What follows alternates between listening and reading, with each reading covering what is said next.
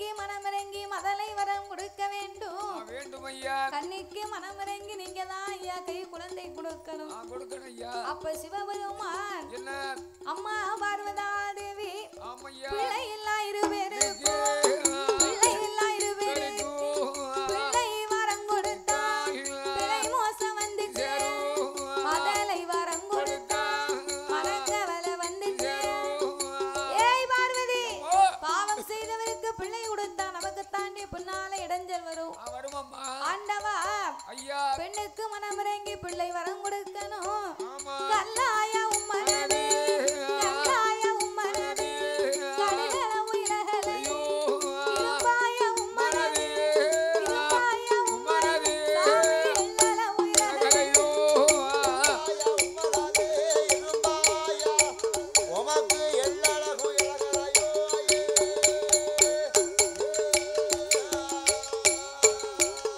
சாமி பிள்ளை கொடுக்காவிட்டா உங்க பின்னால வரமாட்டே கைலாச வரமாட்டே கடவுள் என்று சொல்ல மாட்டே பொங்கி பொறிக்க மாட்டே பூமாவென்று சொல்ல மாட்டே ஆக்கி அவிக்க மாட்டே ஆடல் என்று சொல்ல மாட்டே பாத பூஜை முடிக்க மாட்டே பாத பூஜை உங்களுக்கு பணிவிடையும் செய்ய மாட்டே பாத பூஜை முடிக்க மாட்டே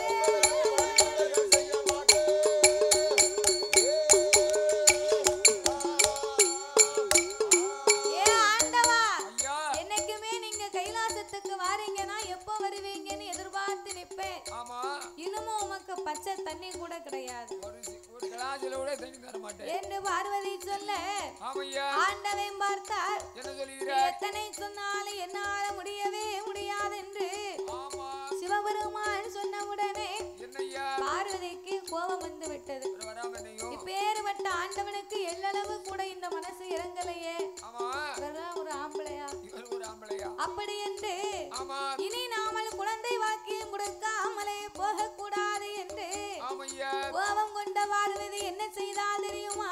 என்ன செய்கிறார்? சாமி ஆண்டவனே பகவானே ஆண்டவனே பகவானே நீங்க இப்ப கொடுக்காதீங்க நிச்சயமா நான் கொடுப்பேன் பகவான் கொடுக்காதீங்க பார்வதி நான் கொடுப்பேன் கடவுளிங்க கொடுக்காதீங்க கடவுளிங்க சாமி கண்டிப்பாக நான் கொடுப்பேன்.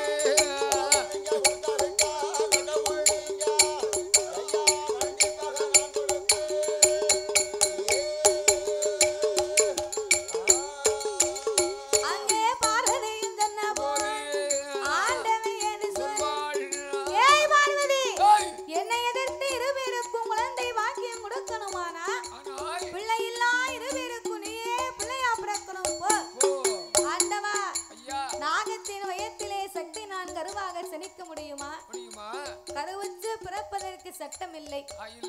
அப்படியே கருவுச்சு பிறந்தாலும் அது தெய்வம் இல்லை கிடையாது. எனக்கு மாற்று வரம் தந்தாத்தான் நான் மதலையாக போய் பிறப்பேன்.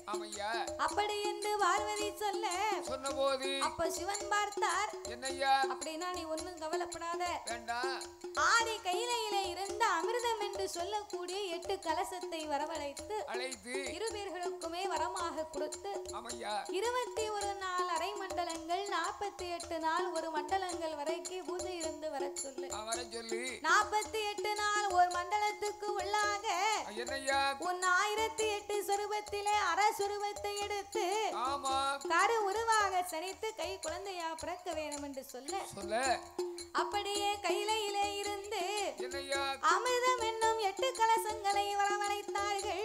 ஆமா அந்த நாகராஜனுக்கும் நாகக்கன்னிக்கும் வரமாக கொடுக்க ஆமையா இருவேர்களுமே அந்த 8 கலசத்தை அரண்மனைக்கு கொண்டு வந்து வந்து மேலவாசல் கோட்டையிலே வட்ட வடிவமாக அடுக்கி நாகம் இரண்டும் தன் உடலை போட்டு சுத்தி படத்தை மேலே விரித்து கொண்டு 21 நாள் அரை மண்டலங்களாக 48 நாள் ஒரு மண்டலங்களாகவே பூஜை இருந்து வந்தார்கள். அது 48ஆம் நாளையிலே நல்ல செவ்வாய்க்கிழமை என்று அந்த 8 கலசத்தில் யார் யாரெல்லாம் வந்து அவதாரம் செய்ய போறார்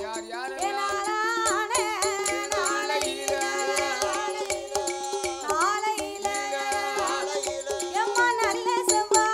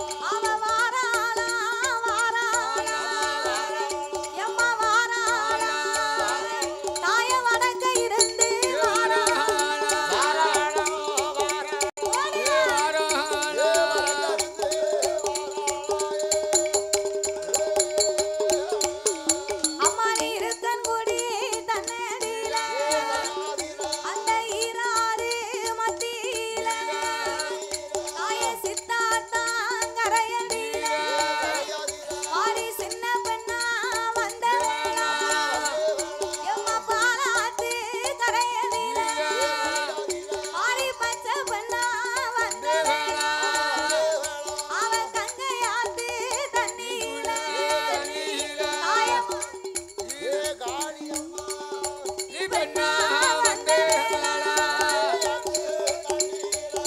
தண்ணிக்குள்ள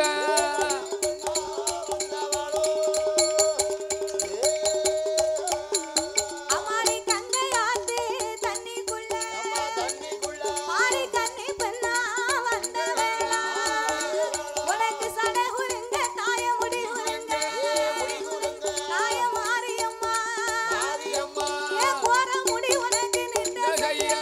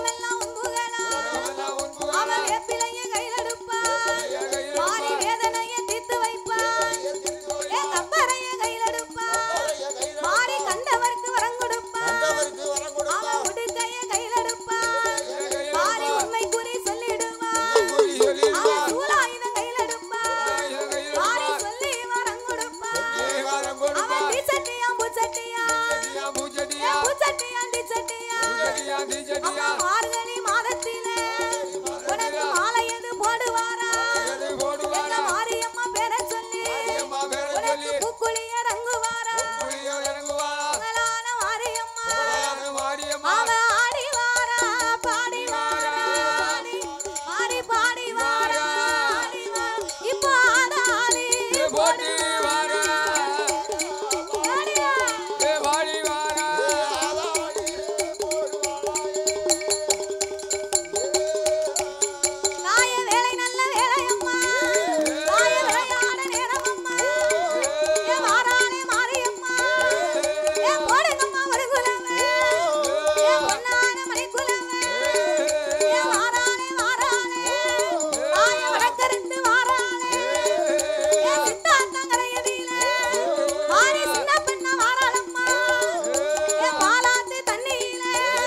மாறி